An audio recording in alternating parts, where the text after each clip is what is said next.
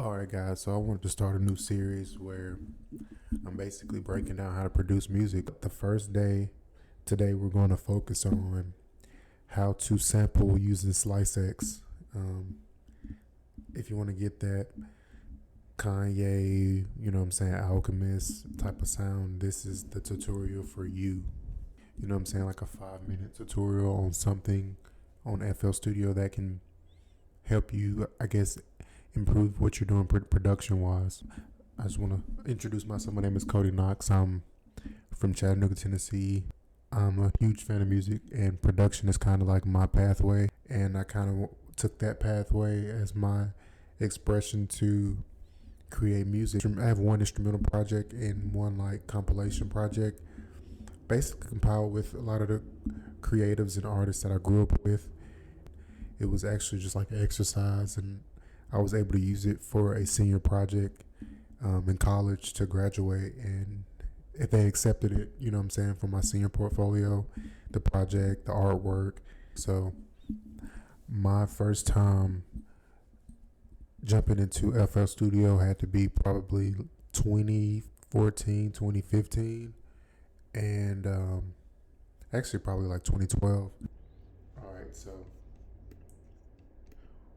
when using SliceX, you want to first make sure you have some form of a WAV or MP4 file. Okay, we're going to drag that. So I'm going to show you. So you can get an MP3 and you want to drag it into the program. I'm going to let you guys see. This is the sample. It's a piano loop. And SliceX is a very good thing to use. There's also a thing called Edison. You want to find this tool with a scissors and almost like a waveform under it. You want to click that, and you can drag any sample you have into this.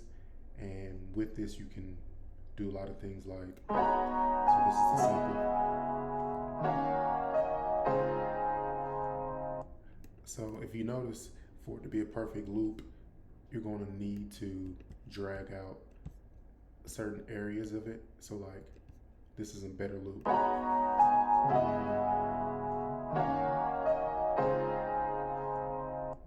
See how it kind of goes too long with this, with Edison and SliceX. SliceX is a little bit more complex, but maybe we'll just start with Edison today and go to the next one tomorrow. But what you want to do is cut out areas that make it an imperfect loop. So you want to drag over it, right click, and drag to where you want to end it at, and you're going to hit the scissors, and you're going to have the option to cut. So this time I'm going to use cut. Okay, you see how now the sample itself cut back. You're going to be able to now go back and see how the loop sounds.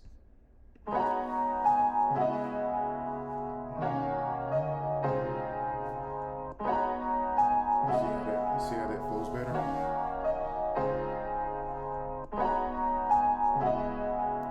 Okay, you see how that just flows way better? Now, let me actually make this bigger. Let me see. You're going to slide. Let me make this bigger for you guys to see. Okay. And it's still not quite perfect. You see the beginning of the sample? This part right here, it's not needed. So I'm going to cut that out as well. And now look. All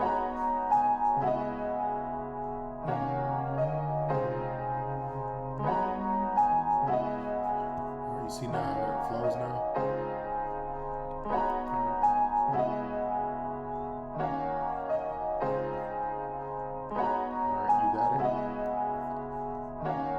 Now, this is where it gets to get fun, okay? So I'm gonna make a pattern. I'm gonna make a pattern for it, guys. Now from your SliceX,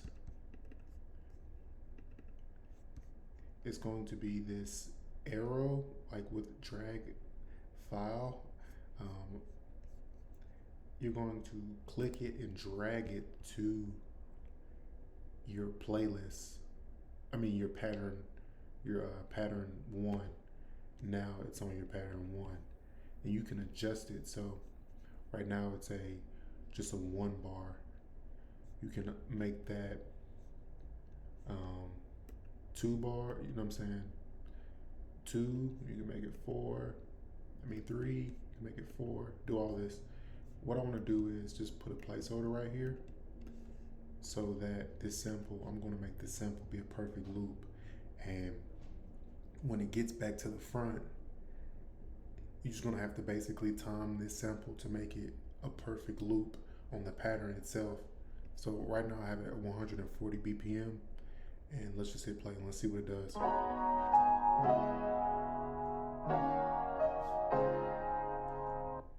All right, now you see how it's not perfect?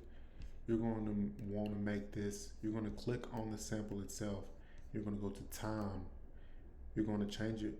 I'm just going to show you what it does. So when you do 1 beat, this is what it's going to do.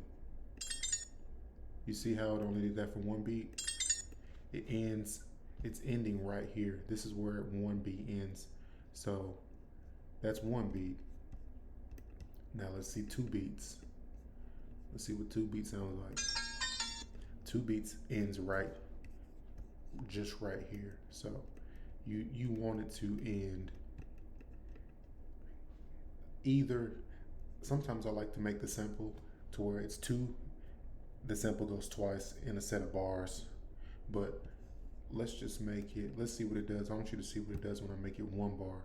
So this is just what 1 bar does. All right, so listen. See, yeah, it just ends right here. Now it ends right here. So you want to keep adjusting it until it gets to the size that you want it to be at. So let's listen to, this is 2 bars. See what I'm saying?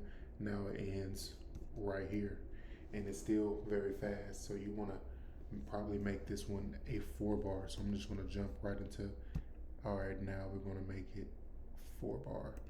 Now let's see how it sounds.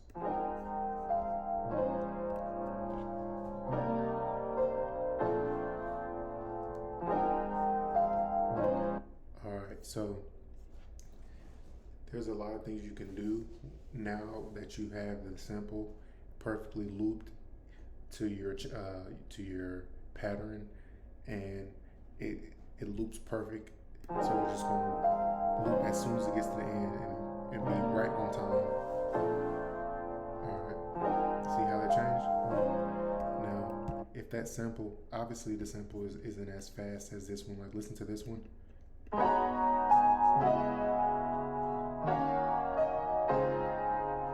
Alright, in this one, I'm listening to this one more time.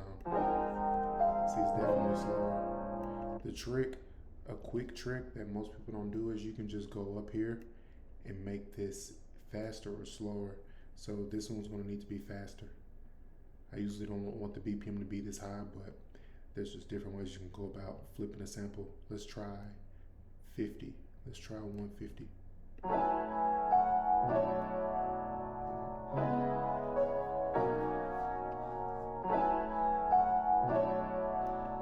Yeah, and just like for BPM practice, I know I'm saying a lot. Like 50 BPM is like, 150 BPM is basically like 75 BPM.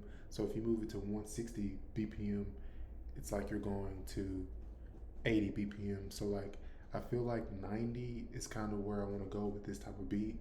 So let me just put it at 180. You know, it might sound really crazy, and we might have to make an adjustment, but let's see what it does. Alright.